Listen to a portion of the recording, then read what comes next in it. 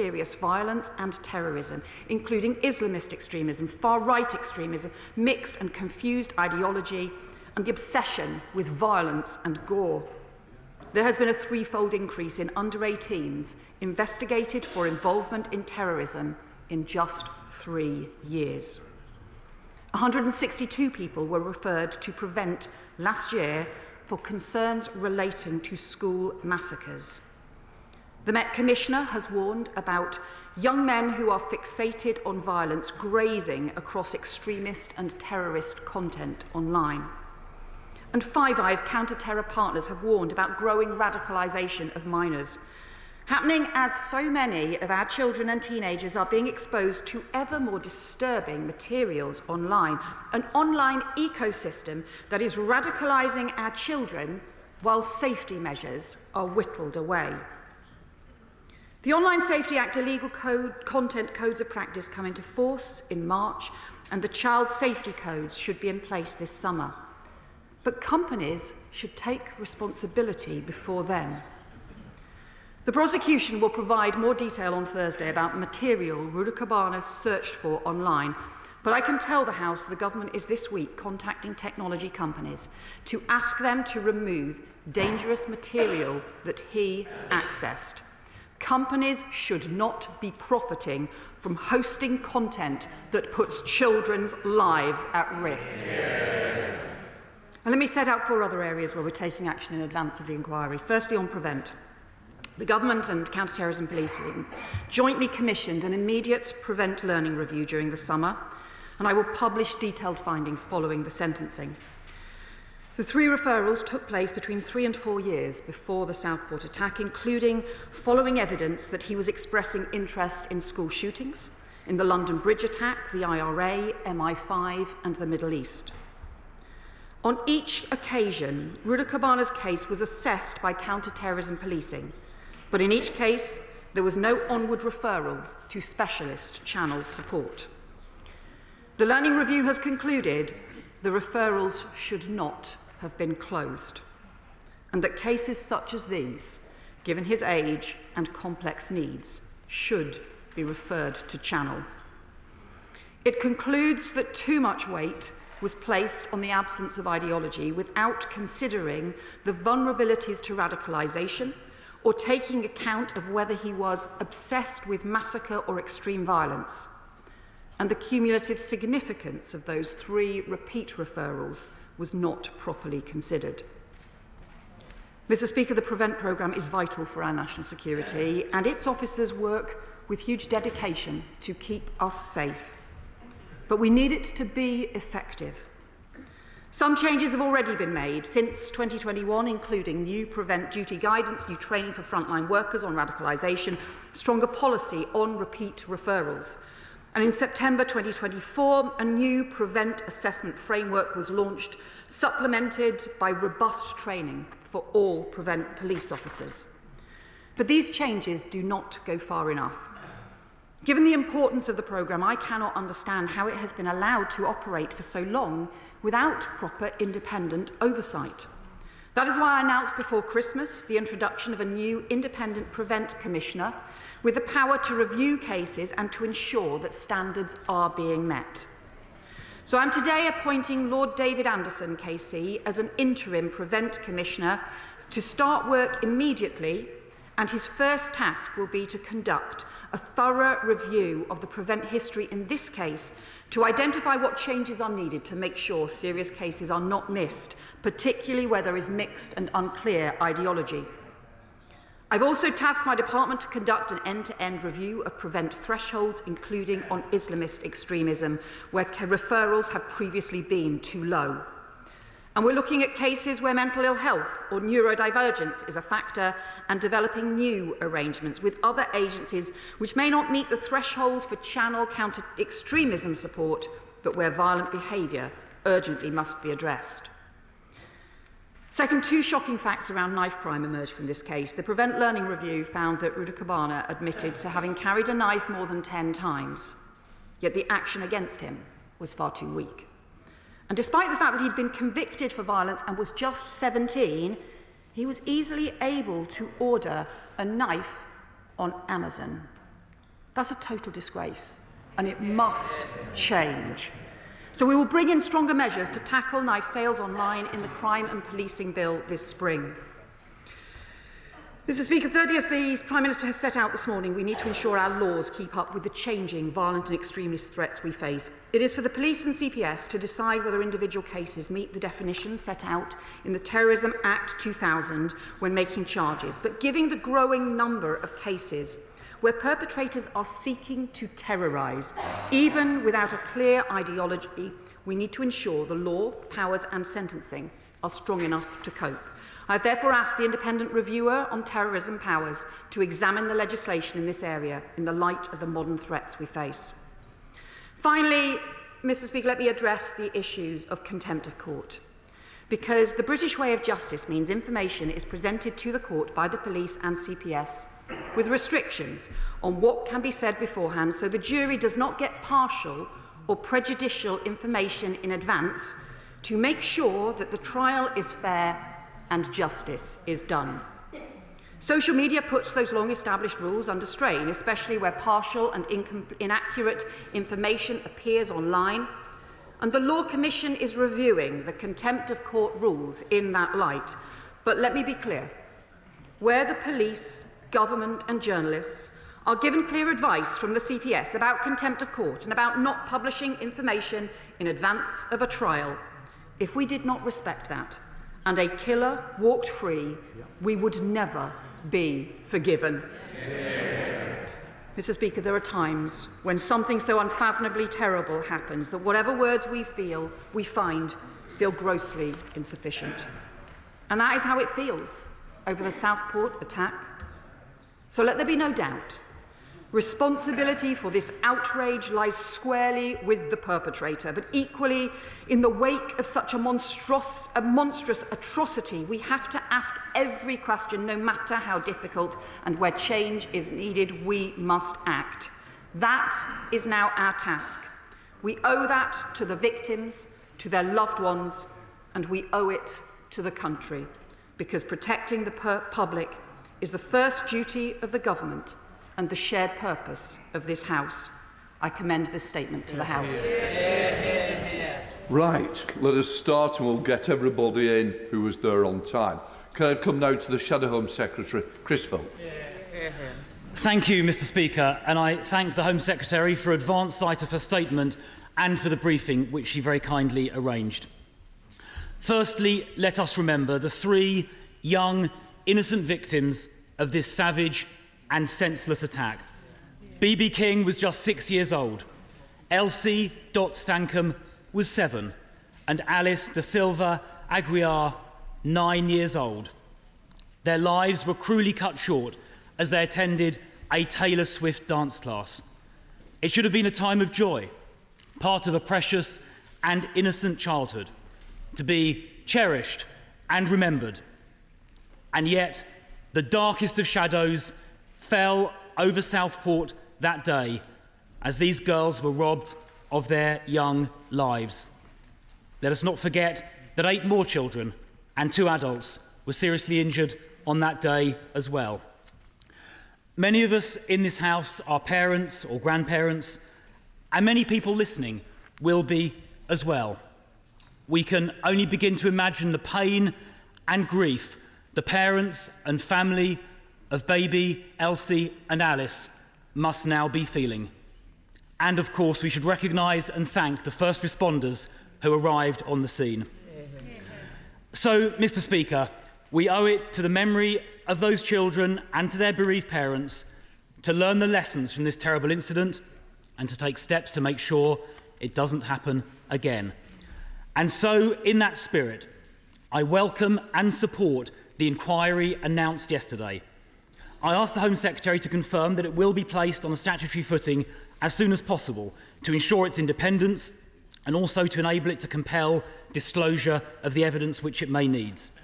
It is vital to get to the truth about what opportunities may have existed to stop the evil perpetrator, Axel Radicabana, from committing these sickening murders.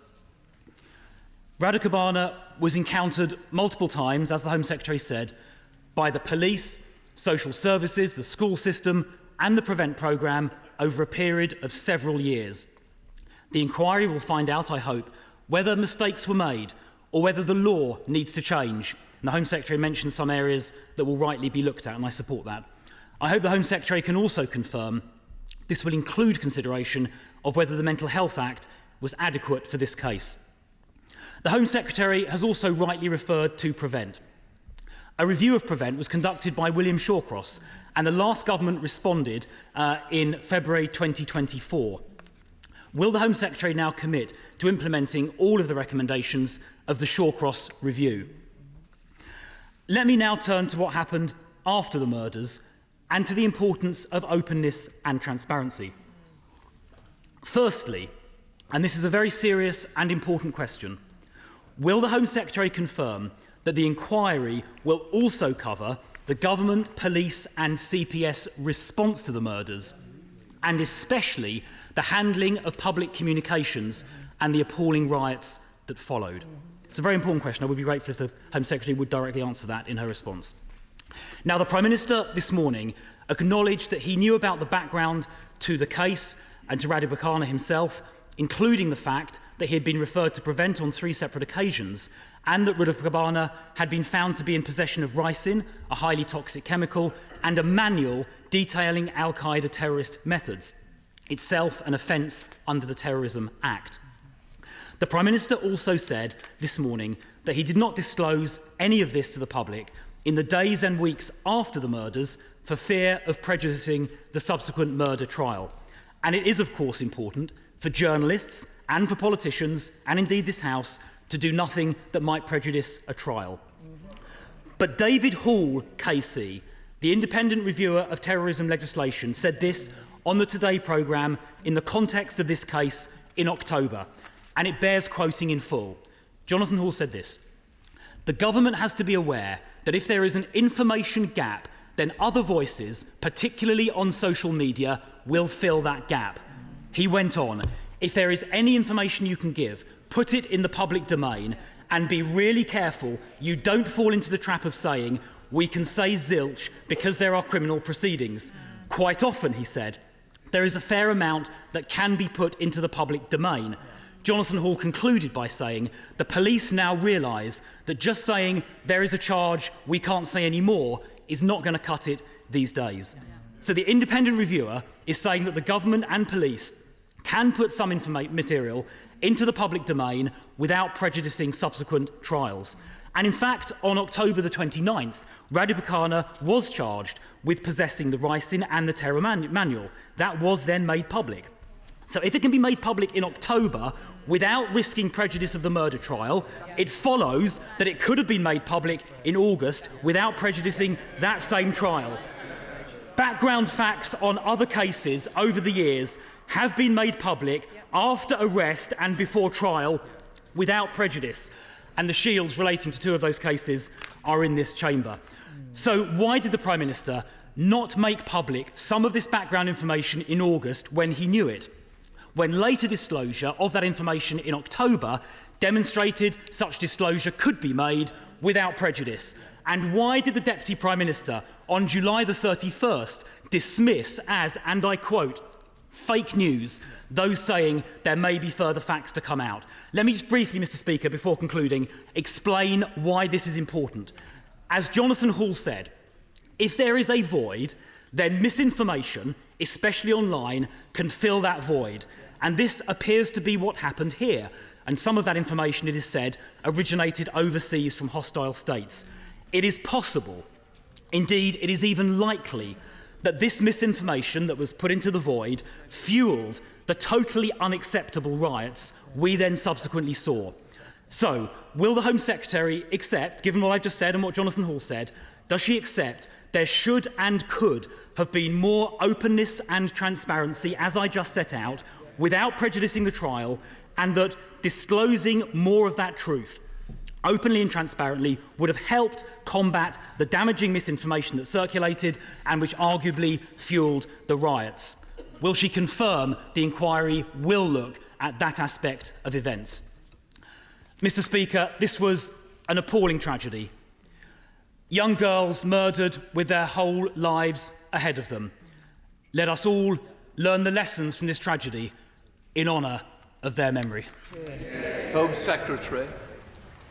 Thank you, Mr. Speaker. Well, the Shadow Home Secretary raised a series of points, which is obviously a substantial shift in position for him and his party from the position they have taken in government. He asked about whether the status of the inquiry. I can confirm it's going to start quickly on a non-statutory basis in the same way that the Angelini inquiry did, but I can confirm it will be given whatever powers it needs, including on a statutory basis, so that it can get any information that it needs. He referred to the Shawcross review. I can confirm that the government has implemented 33 out of the 34 recommendations, but I would just gently point out to him that actually the approach that the Shawcross review took was to say that the PREVENT programme should be narrowed and should actually just focus particularly on the cases around terrorism, and in fact could have put at risk, actually including less cases like this where ideology is less clear. He then raises the issue about the information that was provided, and he will know that the Contempt of Court Act was set out in 1981. The Jonathan Hall has indeed highlighted the problem of disinformation online, social media actors who are not bound by the same rules that the police, the media and the government follow. And he refers, for example, to the name and the nationality being provided, which in practice they were in this case, after misinformation appeared online. But ultimately, he has also said all of this is governed by the Contempt of Court Act 1981, and the Law Commission is reviewing that. But it is not for the government to ignore the law or the advice that we are given when justice for families is at stake. And let me point out to him that the previous Conservative government did not publish information before the trial about the PREVENT referral for the perpetrator who killed Sir David Amis. None of us criticised them for that because none of us wanted to put at risk justice for Sir David's family, nor did they publish information before the trial on the PREVENT referral of the asylum seeker who killed Tom Roberts. In fact, they didn't even publish that after the trial. It only came out in the inquest. And the minister, who even after the trial refused to answer my questions on whether they knew that he was wanted for murdering 2 people in Serbia when he was allowed to enter the country, was the current Shadow Justice Secretary. Now, we have been keen to publish the information on PREVENT referrals from the start, but throughout, the advice to us has been clear.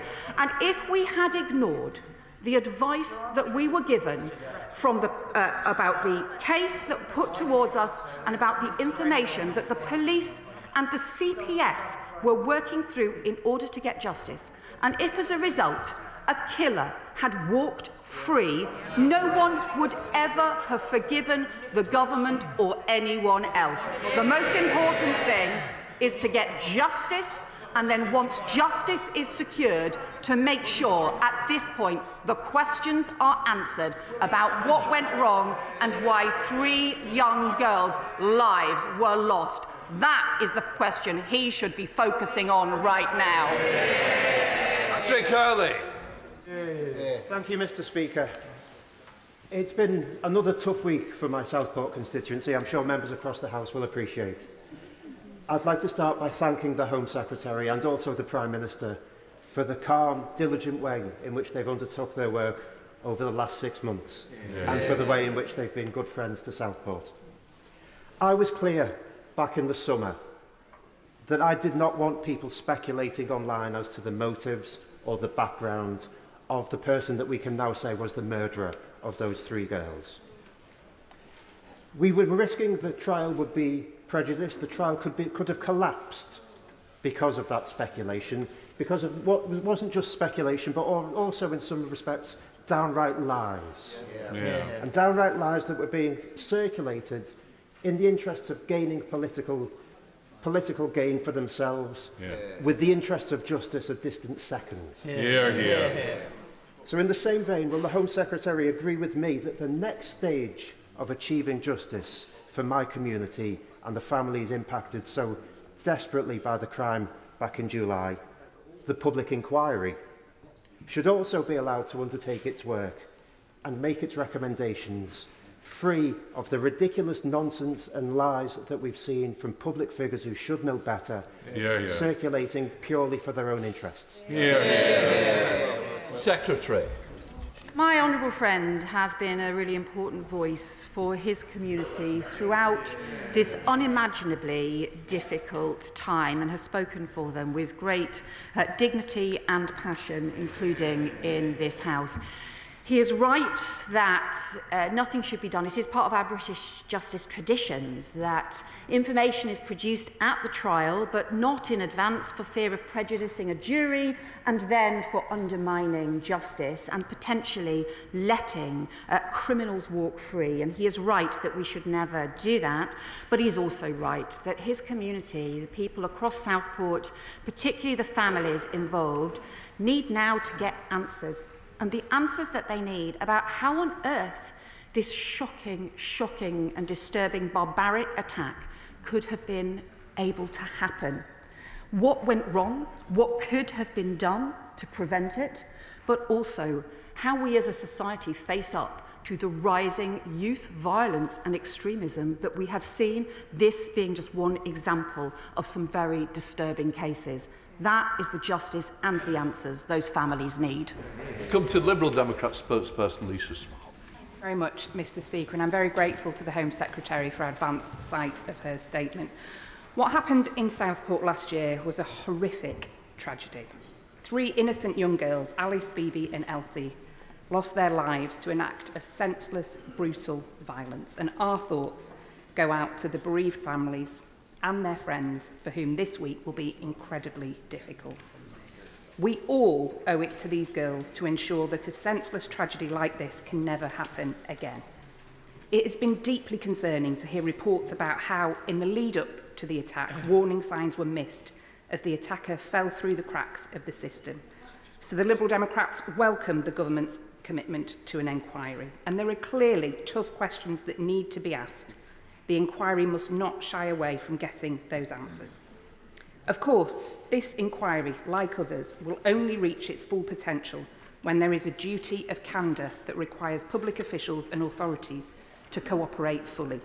And so I'd welcome more details from the Home Secretary on when her government plans to finally introduce the Hillsborough Law to Parliament.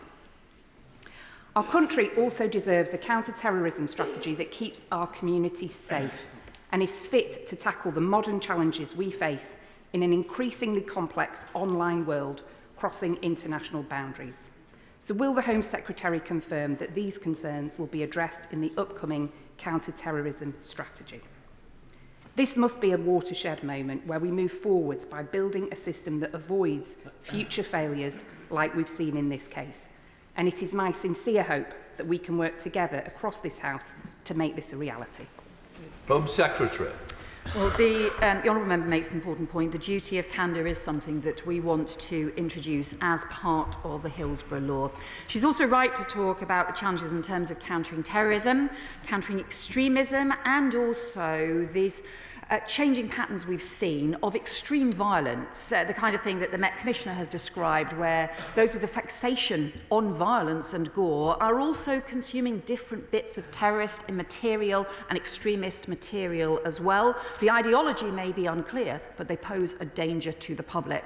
And what this inquiry needs to look at is all of those issues, but we also need, as part of the prevent work we are doing and the countering terrorism work we are doing, to make pace in these areas as well. Lawrence Esher-Lobby. Thank you, Mr. Speaker. And I thank the Home Secretary for her statement this afternoon. And as many right honourable members have said, our thoughts remain with Bibi, Elsie and Alice. And we can all remember where we were that late mid-morning on the 29th of July. I just dropped my 2 children at their holiday camp at school. And when the news broke, that panic, and when you almost stop for a minute to think, are my children safe? And we think about the other children and the trauma that they will be feeling. And the first responders who ran towards that danger, knowing that they could have been harmed. And the Home Secretary has announced an inquiry, but we've seen that sadly the issues of young children as young as 16, 15, what they are viewing online and the nature of the violence that was used on Eliane Andam when she was tragically stabbed in Croydon on the 27th of September. The nature of the violence that Alex Rudikani used on these 3 girls. How would the Secretary of State ensure, the Home Secretary ensure that the institutions which, if we're honest, have failed to see those warning signs will not fail in the future? What would the inquiry do differently so that we are not finding ourselves as a house coming back to recount dangerous tragedies again in the future? My honourable friend is right to describe how every parent, every grandparent will have felt on hearing those awful descriptions that on that day in July, and also right to focus on what it is our young people, our children, are seeing online. And if we don't face up to this, the damage that we could be doing through generations is really disturbing and troubling. But that means that social media companies need to take responsibility. The Online Safety Act will bring stronger codes and requirements in, but they also need to take some responsibility instead of going backwards, which they are at the moment. Chair of the Select Committee, Dame Karen Bradley. Thank you very much, Mr. Speaker. I welcome the Home Secretary's statement, and my thoughts are with everybody involved. The list that she set out of the points of the agencies and institutions that could have intervened sooner is truly terrifying. So what reassurance can she give the House that this is a cross-government piece of work and that all agencies and institutions will be involved? And as and when the inquiry makes recommendations, which it will do hopefully on an interim basis, will she give some commitment that she will look carefully at them and implement them as soon as possible? Home Secretary. Certainly, of course, look at any recommendations that come from this inquiry because it is so important. We need it to look both at what went wrong in this case, and it's particularly about the interactions between different agencies. There were so many agencies involved, but as a network, they just failed both to identify the risk and to have sufficient action in place. Lancashire County Council have done a initial rapid review, and there has to be a statutory child safeguarding practice review, and of course there also has to be a coroner's inquiry as well. However, our view is exactly that. These are not sufficient because of that cross-agency examination you need to do about all of the things that have gone wrong in this case. We have to start from the dangers that were posed in Southport to those children in such a devastating way, and then see why did the system so badly fail to protect children against those dangers, rather than just every organisation working in its own silo and only doing their bit and then leaving children at risk. Bill Esterson. Thank you, Mr. Speaker. I'd like to thank my right honourable friend for her statement and for announcing the setting up of the public inquiry.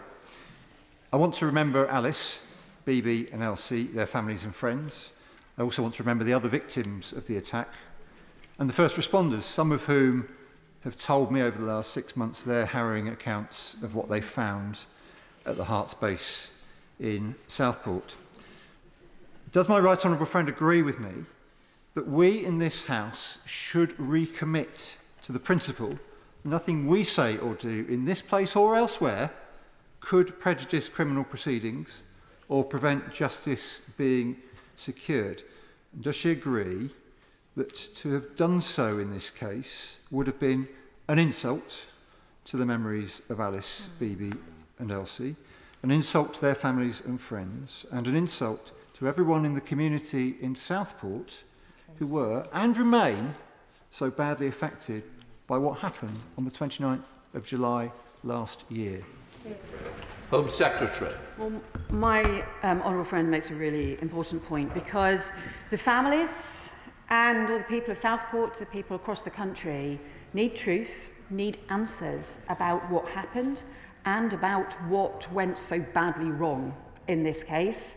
And that is why the information is put before the trial. That is why the information is released after the trial. That is how the British justice system works. But crucially, at the heart of this, they have to have justice. There has to be an account for such a terrible, terrible, barbaric crime. And we, all of us, have to make sure that that justice is delivered, and rightly, because when lives have been lost in such a terrible way, justice is the minimum they deserve. Sir David Davis. I hope the Home Secretary will not take it as a discourtesy if I say to her that actually it should be the Prime Minister making this statement here today. I say that because this morning he said on television that singleton terrorist attacks were a very new occurrence. They're not. They've been going on for nearly a decade, many in London, one in the yard of this House of Commons, and of course one killed Sir David Amess, our colleague. And in that attack on Sir David Amess, the police declared it a terrorist incident the same day, without 3 prevent references, without Ricin, without an Al-Qaeda manual. They declared it a terrorist event the same day. So we all wonder why this was not the case here, when there was such evidence. This is a clear mistake, is it not? Home Secretary.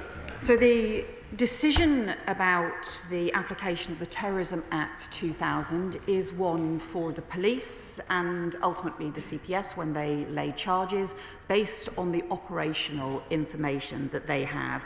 The prosecution will lay out more information what they put before sentencing that they would have put before the court on Tuesday had the information today. So we'd had the offender not pleaded guilty initially, and that is for them to decide. But the point the Prime Minister made this morning was that this was clearly a case where someone attempted to terrorise the community. That was clearly his intention, to kill those children and also to terrorise more widely. And that is why we have to ensure that even where there are cases where the police or the prosecution say they have not been able to prove ideology, that we still have the right powers, the right sentencing, the right ability to respond with swiftness and seriousness to the kinds of cases we face.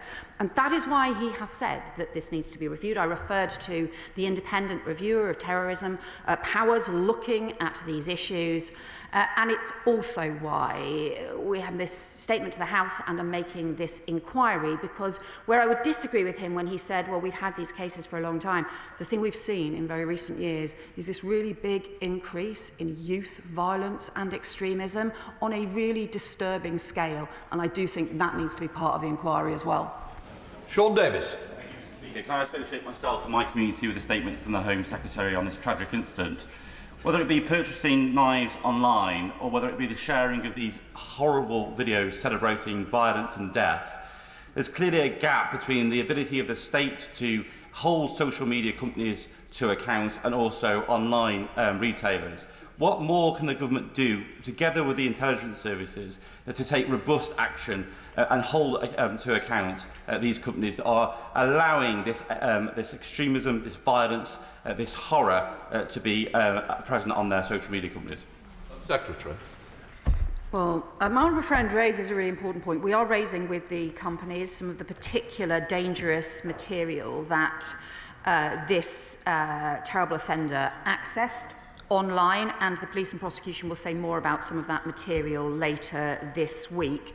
But he's also right to highlight the issue around online knife sales, because we know in the case of Ronan Kanda, who was so brutally murdered by a ninja sword, where the perpetrator was able to get that, just buy it online, just pick it up with no age checks at all. And in this case, for a 17-year-old to be able to just get the knife that he was able to use online from Amazon, that is just frankly shocking. Commander Stephen Clayman has been doing a review for us on online knife sales and on the kinds of checks that should be taking place. And we will, based on that review, be bringing forward new measures to tackle this problem. James Cleverly. I'm particularly drawn to the line in the immediate learning review that it concludes that too much weight was placed on the absence of ideology without considering the vulnerabilities to radicalisation. I mean, the fact is, much of the challenge over the summer is because there was an understandable lack of public understanding of the distinction between a terrorist incident and a non-terrorist incident. Had this person done exactly the same thing, but was driven by a desire to create a caliphate here in the UK, this would, of course, be defined as a terrorist attack. The fact it didn't is of no solace to those families who have lost loved ones. Is it now not the time? And I appreciate this could be part of the review, but I would urge her to make sure this is a particular emphasis of the review, to get rid of this entirely arbitrary distinction with motivation and focus exclusively on the risk and the actions. Home Secretary.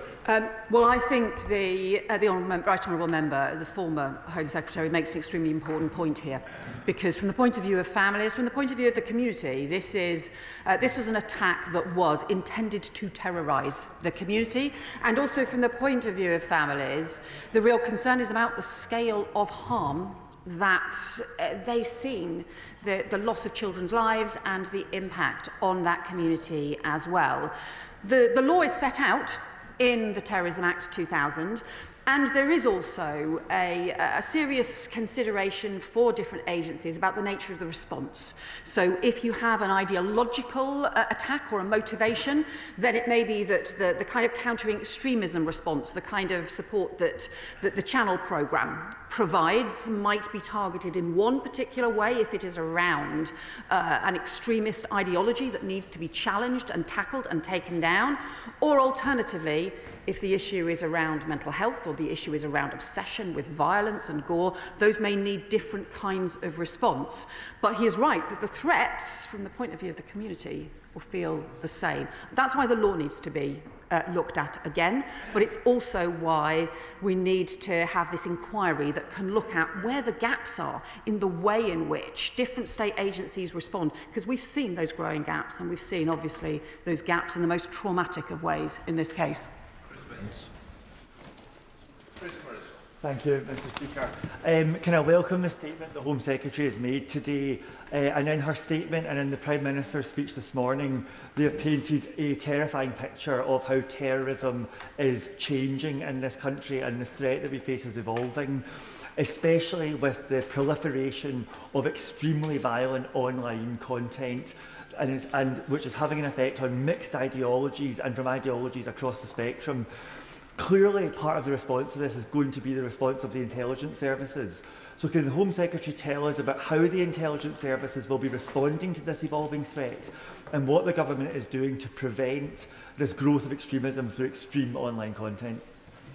Home Secretary. Well, he's right that what we seem to have is cases where there is extreme violence or obsession grows around extreme violence, and then you have young people who then may cast around to maybe consuming different kinds of terrorist material or extremist material, but at its heart may be an obsession with violence as well. So different circumstances then require different kinds of response, but actually the scale of the growing obsession with violence should be a serious concern to us, because you do think, what are we allowing to happen to our kids and to our teenagers if we've seen this kind of obsession grow?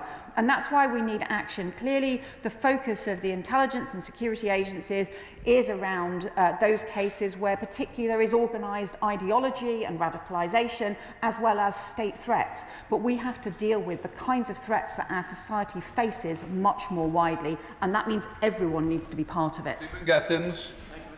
Can I associate myself with the remarks of colleagues about the murder of these 3 wee girls, the bravery of the first responders, but most of all we think about the families of those left behind. Can I also agree that the way in which we talk about these kind of cases, we have a responsibility to the victims to make sure we do so responsibly while keeping the government under scrutiny? There is a fast evolving situation in terms of technology companies. Can the Home Secretary tell us what areas she's looking at in terms of enforcement? But can she also tell me that it's a multi-agency, very diverse case? What interaction is she having with the Scottish Government and the devolved administrations in the areas where they have responsibility? Thank you. Home Secretary. Well, the honourable member is right that there are issues around the the responsibility of social media companies, and the stronger powers will obviously be brought in as part of the Online Safety Act, but we are urging the companies to take responsibility now and not to continue to profit from really dangerous material that is putting kids at risk. In terms of the discussions with the Scottish Government, we actually have broad discussions planned for later this week around some of our shared Home Office responsibilities, and he will know, obviously, policing issues and crime issues are devolved, but national security issues, where terrorism cases may fall or have an impact, are also reserved matters as well. And so on these kinds of cases, we would expect to obviously consult and to discuss with the Scottish Government what the way forward is. Paula Barker. Thank you, Mr. Speaker, and I thank my right honourable friend for her statement, and my thoughts and prayers are with everyone involved. Acts of terror devastate the family of victims who are left to pick up the pieces, having their closest loved ones robbed of them in the cruellest way. As with the Forbury Gardens terrorist attack in 2020, which saw my constituents, Gary and Jan Fairlong, lose their beloved son James, these acts often take place after multiple agency failings. The Forbury Gardens perpetrator had been referred to Prevent 4 times and was known to mental health services. It will be important to those families in Southport that lessons are learned and acted upon in a timely way. So will the government engage with me and Survivors Against Terror over their calls for a Survivors Charter which would expand rights to survivors and the families of victims? Home Secretary. Well, my honourable friend makes an important point, and the Security Minister has met with and had regular discussions with the survivors of terror, because the concerns they raise are very serious about the way in which survivors, for example, of the Manchester Arena attack ended up feeling badly let down, and the additional support that can be needed in these cases. So we will continue to discuss with those organisations about the support that's needed. Sir Julian. I trust that the Home Secretary agrees with me that the courage shown by the dance teacher and the member of the public who intervened should appropriately be recognised. But what troubles me is that we seem to have a subtext here of saying that if only this particular ticking time bomb had been successfully referred to Prevent, that could have stopped him doing what he did. Will the Home Secretary share with the House what measures are in place, assuming that someone so committed to fanaticism would not respond to Prevent? What measures are in place to keep the terrible events from happening?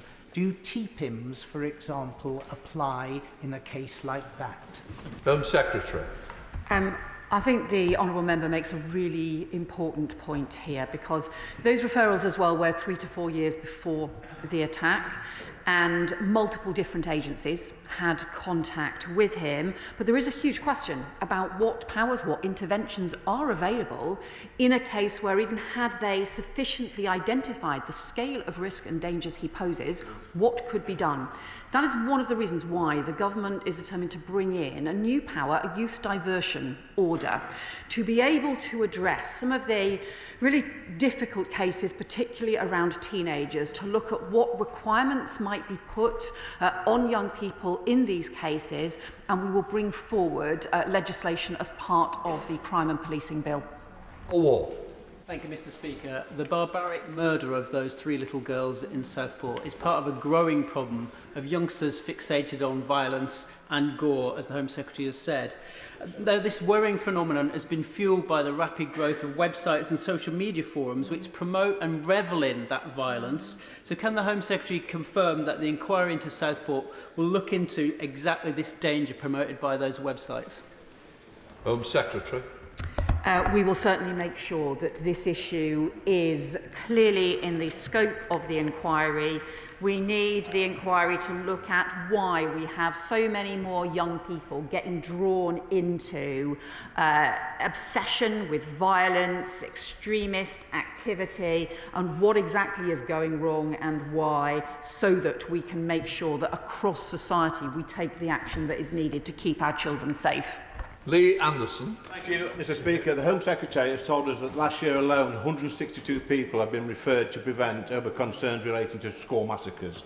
a truly shocking and disturbing figure. So could the Home Secretary please tell us how many of these people are currently in detention? Home Secretary. Well, he will know that the referral to prevent can be for young people who may have expressed an interest in school massacre, as opposed to those who have yet committed a crime. But the point of the PREVENT programme is to try and get early intervention to take action to prevent young people committing crime. My view is that the powers are currently not strong enough to prevent young people committing crimes or getting drawn into this extremist violence, and that is exactly why we need to introduce the Youth Diversion Order. That is a stronger power for the police to be able to take action in these extremely serious cases. Mike Tapp. Thank you, Mr. Speaker. It's important to note that this attacker is a terrorist. He's been charged under the Terrorism Act and the Biological Weapons Act. The man is a terrorist, Mr. Speaker. The attack itself has not been labelled as terrorism due to the lack of a clear ideological motive, a decision for the police and the CPS. Will the Home Office look into how our legal frameworks can be updated to recognise the full horror of acts intended to terrorise? Home Secretary. My honourable friend is right. We do need to ensure that the legal framework is up to date to make sure that there is the scope and the powers and the sentencing, frankly, as well, to ensure that where there are acts intended to terrorise, even where there is no ideology, that there are sufficient powers in place to be able to deal with this. And he is also right to say that because this man has been charged under the Terrorism Act and has pleaded guilty to a terrorist offence, I can confirm he will be treated as a terrorist offender in prison as well. Dr. Andrew Murison. Thank you, Madam Deputy Speaker. If the authorities remain silent, then bad people will write the script. On the 16th of October 2021, those authorities and then their political masters were frank about what had happened the previous day in Southend, and there were no riots. Why is that different to this? Home Secretary. Well, I would say to the honourable member, in the case that he refers to, the attack on Sir David Amis, who I regard as a friend, and I know he does as well, was a great loss to this House, the government did not publish crucial information, for example, around the PREVENT referral that had taken place.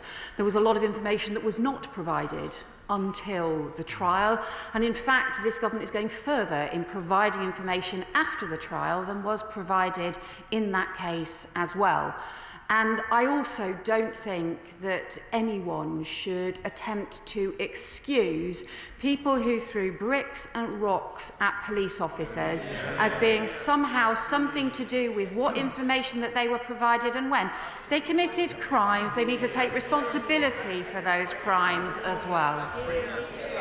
Gregor Poynton. Thank you, Madam Deputy Speaker. We've heard from Merseyside Police, the CPS and Counter-Terrorism Police about the wide range of violent content that the accused was accessing. That included genocide and also social media searches for violent, fatal stabbings. Now, I know the Home Secretary has covered some of this in her statement and previous questions, but can I ask her what more should the social media and search engine giants be doing? Firstly, to stopping our young people accessing this content in the first place, and secondly, once they're being made aware of it, taking it down quickly from their sites.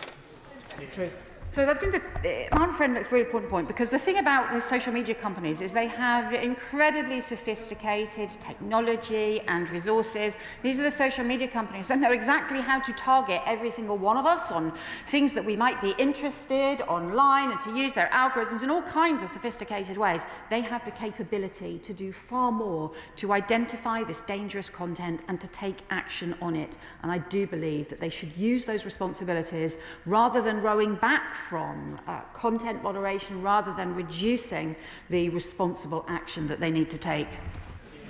Saoirse Eastwood.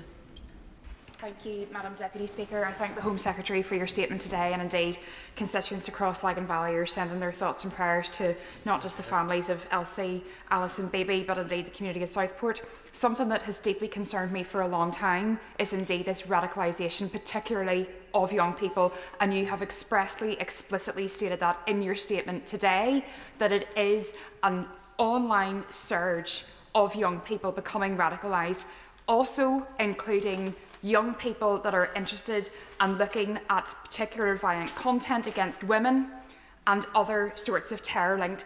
I would want to understand how the Home Secretary sees the lack of an ideology being captured in a way that it means that we can actually identify these potential perpetrators, and also in terms of actually the laws that we can make in this House to stop social media companies not only profiting but actually being aware of this violent and terrorist content that is online. The honourable member is right to raise this. The Director of NI5 has talked about how the security services are seeing far too many cases with very young people being drawn into poisonous online extremism, and 13% of all of those investigated for involvement in UK terrorism now under 18. That is a disturbing fact for all of us. And she's right too that this needs to look at the complexity of, there are some young people who become radicalised around an ideology early on. There are others who become obsessed with violence. There are others who may switch between different extreme ideas and perspectives. But the point is that all of them are at risk of becoming dangerous to communities if they get drawn down this extremist track and their ideas get poisoned in this way by things that they see online. That is why it's so important, and that's why it's a central part of the inquiry. Josh Simons. Thank you, Madam Deputy Speaker. Can I thank the Home Secretary for updating the House and welcome the uncompromising inquiry that she and the Prime Minister have announced. I'd also like to ask about social media and the digital information environment. I used to work in a technology company for a long period of time, and I totally concur with the Home Secretary's comments. They know what's circulating online. They know what's getting virality. So I'd like to ask the Home Secretary whether, after the summer, she feels that she and the Prime Minister have the information that they need in order to make decisions in real time to secure our information online environment. Home Secretary. So the honourable member makes an important point. I don't think that anyone would suggest that in the end, ministers are in a position to make decisions on individual cases. What we need is the right kind of framework in place. Clearly, the Online Safety Act will put new structures and systems in place. The Prime Minister has made clear this morning that we should not shy away from taking any further action that is needed in order to address this, because fundamentally, if this is impacting on the safety of our children, we do need to act. Nick Timothy. Thank you, Madam Deputy Speaker. The Prime Minister's denial in August that Rudy Cabana was being investigated for offences under the Terrorism Act didn't protect the trial, because we found out these facts anyway when Rudy Cabana was charged in October. And the same disclosure didn't cause other trials, such as that of the Parsons Green tube bomber, to fail before. I'm not talking about the details of prevent referrals, which the Home Secretary has used in answers to similar questions, but of the information that was disclosed in October. If a jury knew that before the trial, why couldn't the Prime Minister have told the country the truth in August? Home Secretary. Well, the honourable member will know that the investigation is carried out by the police. The Crown Prosecution Service decide what charges to lay, and also decide, based on the evidence that they have gathered, how and when those charges should be laid. That is the British justice system that we have. It is the decisions made by police, it's decisions made by the prosecutors. They are rightly independent of ministers, and to be honest, I strongly believe, as part of our British judicial tradition, that independence must continue. Conor Naismith. Thank you, Madam Deputy Speaker. From everything we have heard so far, the murderer in Southport was someone with a history of violence and a fascination with violence, and someone who was just 17 years old. at the time of this horrific attack. There are no circumstances in which he should have been able to buy a knife himself. So will the Home Secretary agree with me that we have to get to the bottom of how that deadly weapon was able to end up in his hands and ensure that teenagers are unable to buy these kinds of weapons in the future? Home Secretary. Honourable friend is right here. The perpetrator should never have been able to buy a knife online, and it is really disturbing that it is still far too easy, despite all of the cases that we've seen in the past, it is still far too easy for young people to be able to get access to knives online. That is why we will take action as part of the Crime and Policing Bill, including taking action on online executives so that they take responsibility for the kinds of checks that need to take place. Shockout Adam. Thank you, Madam Deputy Speaker. I'd like to thank the Minister for her statement. 3 referrals to prevent, 5 referrals to the local police force, multiple referrals to multiple hubs. Yet we still didn't protect Elsie, Alice and Bibi. We have failed them. We must ensure this never happens again. Would the Minister agree that whoever is the perpetrator, the victims are always terrorised?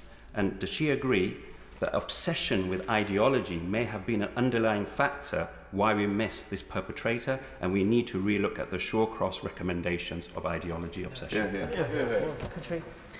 Well, he's right that the Prevent Learning Review did identify that in this particular case, the focus on ideology may have meant that some of the vulnerabilities to radicalisation were missed. We also have to recognise that depending on the individual case, where there is ideology, that is different from cases where there is not and may require different kind of response. So the assessment of risk, the assessment of the danger a young person poses may need to be the same, but the kind of response that the action that the state needs to take, depending on what is driving that action and that danger and that risk, needs to change. But for too long, some of those mixed ideology cases, some of those unclear cases may have been being missed because we haven't had sufficient focus on them. That's what the inquiry needs to do.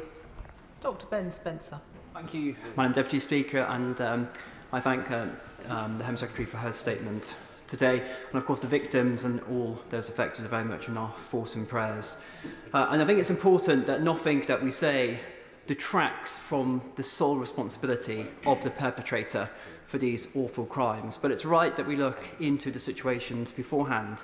And I note that the Home Secretary's mentioned a few times multiple agency involvement and warnings. And I think for me that's one of the most concerning and shocking things.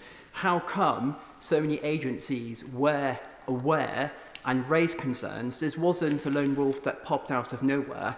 Who does she think ultimately bears responsibility for managing this perpetrator's risk? Home Secretary. The honourable member's question gets to the heart of the problem. So he's right that the responsibility for this appalling and barbaric attack lies with the attacker himself. He needs to face the consequences. It is the most heinous crime that he has committed. But we also have to ask those questions on behalf of the families about why so many agencies, there should have been a network of responsible agencies, in the end together failed to identify the scale of risk and to take the scale of action that was needed in this case. That is what the inquiry needs to look at, and I think part of the challenge is that it can be too easy for each agency to think that somebody else is addressing this bit of the problem, when actually there needs to be a much stronger approach between agencies. That's what the inquiry must look at. Richard Tice. Thank you, Madam Deputy Speaker. I think the vast majority of the British people agree with the government's own independent reviewer of terrorism legislation, who said repeatedly that in these serious incidents, these horrific crimes, more information needs to be put out sooner to avoid an information vacuum. But that's in conflict, of course, with the need to prevent prejudicing a fair trial. And therefore, does the Home Secretary agree with me that it's incumbent upon us in this House to find a way to overcome and reduce that conflict so we get more information sooner? Secretary.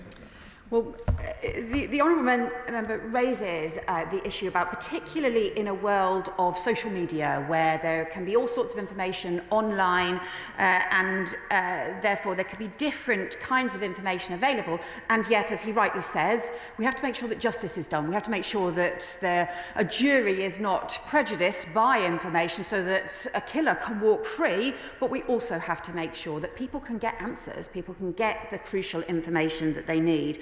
The Law Commission is reviewing the Contempt of Court Act. That dates back to 1981, but I know he would recognise the importance of us following the law in the meantime and recognising the way we need to make sure that justice is done. And now that we have a verdict, making sure that the families can get proper answers, can find out what went wrong in this case, get the answers that they so badly need and deserve. Dr. Luke Evans. Well done, Home Secretary, on the proposals you're bringing forward. You have my full support in turning over every stone to look into the cases, and I fully, wholeheartedly agree with all the powers you're bringing forward. However, that is half of the story. The Home Secretary rightly talks about the balancing of possibly a criminal maybe walking free, but the actual nature of having riots up and down this country that happened. So will she consider conducting a review on creating a framework about how government talks about these issues so that it's standardised with the media, so that there's no political point scoring across this chamber? Because at the heart of this issue is how the public perceive information was held from them. And if we can stop that, we can do a review into the rioting to make sure there are no further riots, because there weren't riots in October when this information came out. So there's a discrepancy there that needs looking at, and I'd be grateful if she'd take that up. Home Secretary. Well, I would sort of point out to him that the violent disorders stopped when people realised they would face consequences for it, and when there was a clear police and criminal justice system response, because there is no excuse for throwing rocks and bricks at the police. There is no excuse for throwing rocks and bricks at the very same police officers who had to deal with the most horrendous attack on those little children in Southport in the first place. And I think it's really important that this inquiry and this focus now needs to be on getting those children the answers, getting the answers for the families, for those children, the answers that they need about what went wrong in this terrible case, and not trying to somehow excuse a bunch of thugs who were throwing rocks and bricks at the police, for whom, frankly, there is no excuse at all. Jim Allister. As we reflect on the horror of the murder of these 3 young girls, we all and the public have many questions. Will the terms of reference of the inquiry permit an answer to this question? How far did the inaction by the various agencies, how far was it influenced by fear of disturbing racial or community relations? Was that a factor in the inaction? And in terms of the inaction, we heard there were 3 ineffective referrals in this case to prevent. We've also heard of 162 other referrals to prevent. Have those referrals since been reviewed as to the adequacy of how they were dealt with? Home Secretary. Well, specifically on that point, the reason I have introduced the new Prevent Commissioner, and Sir David Anderson, Lord David Anderson, is now beginning that work as the Interim Commissioner starting right now, is because there is currently no independent review of Prevent decisions, of Prevent processes. Now, I think that's a problem because the decisions that Prevent takes are incredibly important. They need to be effective. We need to make sure that standards are maintained, and that's why we need to make sure there's an independent review. We have independent inspectors in other aspects, for example, of policing or other aspects of the work that public services do, but we need the independent commissioner to be brought in. So that allows him to be able to review not just this case, but also similar cases as well. And in terms of the scope of the inquiry, the Prime Minister has already made clear this morning, this inquiry will follow the evidence wheresoever it takes the inquiry, and no stone must go unturned. Ben Obsi-Jecti. Thank you, Madam Deputy Speaker. On what dates were the Prime Minister and the Home Secretary made aware that Axel Rudakabana was in possession of ricin and an Al-Qaeda training manual? And will the inquiry cover public communications after the murders? Secretary. Well, ministers were, of course, updated throughout, and the Home Office was advised about ricin in August, and we were advised about the document much later on in October, and we made sure that the official opposition were also briefed. But in the end, those decisions and investigations are matters for the police on an operational basis. That is the tradition that we have in this country, where we have operational independence for policing, and why we also have the operationally independent decisions made by the CPS. And I actually think it is really sad that so many members opposite have chosen to simply ask questions about the timing of information when they know that this is governed by the Contempt of Court Act, and when they know this is about providing justice for families who lost their loved ones, rather than asking the serious questions about why that terrible and horrific and barbaric act took place. And I would really just ask him and other members who've decided which issues they want to focus on, they need to consider very seriously what they think is the most important issue here, when so many lives were lost. Rupert Lowe. Thank you, Madam Deputy Speaker. In her statement, the Home Secretary says, "Let there be no doubt, responsibility for this outrage lies squarely with the perpetrator." That's indubitably true, but I would argue there's blood on the hands of this myriad of very difficult to understand government agencies and quangos who charge around in ever-decreasing circles and blame everybody else when something goes wrong. So on that basis, will the Home Secretary commit to reviewing every single dropped or downgraded case where Prevent failed to act appropriately in order to avoid another heartbreaking catastrophe like this one?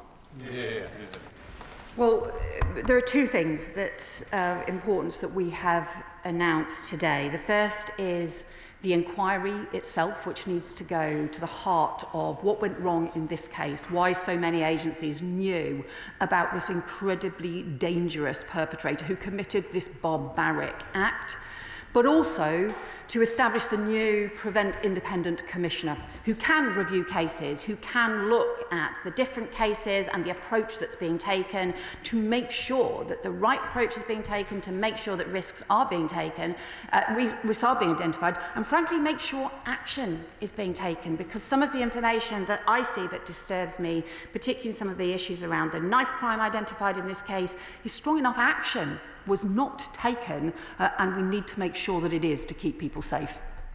Jim Shannon. Thank you, Madam Deputy Speaker. Can I thank the Home Secretary very much for her statement, for her tone, and also for her well-chosen words. I don't think there's any of us in this chamber, Madam Deputy Speaker, that our hearts don't ache for the families and their loss. The trust of the local communities and the information that was released was damaged, and a lesson on transparency, I believe, must be learned. So can the Home Secretary outline how government will ensure that trust is rebuilt in this system, and that misinformation can be corrected, and that those corrections are trusted in the future to come? Thank you so much. Home Secretary. The honourable member is right to raise the issue around trust, because we have an important issue around the police and criminal justice system are rightly independent of government and of politics, but there needs to be trust in the work that they do. It's why this government's made it part of our mission to restore confidence in policing, for example, which had been, I think, undermined for far too long, and to stand up for the rule of law and the role that the different parts of the justice system rightly play, which are different and which need to be defended, otherwise they will not provide justice for people in the future. And crucially, in order to ensure that there is trust, we need to get to the truth about what happened in this truly shocking, terrible case, what went wrong, and why a dangerous man was able to do this, able to commit this terrible crime. above all, for all of us, should be to keep in our minds and in our hearts 3 little children and their families and all those who've been affected by this truly appalling attack. Make sure we get them the truth and answers, and also make sure that we can do everything we can to prevent such terrible crimes. Can I thank the Home Secretary for her statement and ask that members who are planning to leave the chamber do so quickly and quietly.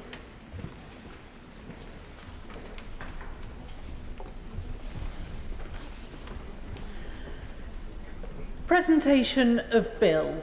Zara Sultana. Arms Trade Inquiry and Suspension Bill. Second reading, what day? Friday, 14th of March. Friday, the 14th of March. Which brings us to the 10-minute rule motion. Katie White. Thank you, Madam Deputy Speaker. I beg to move that leave be given to bring in a bill to prohibit the practice of bottom trawling in marine protected areas in England and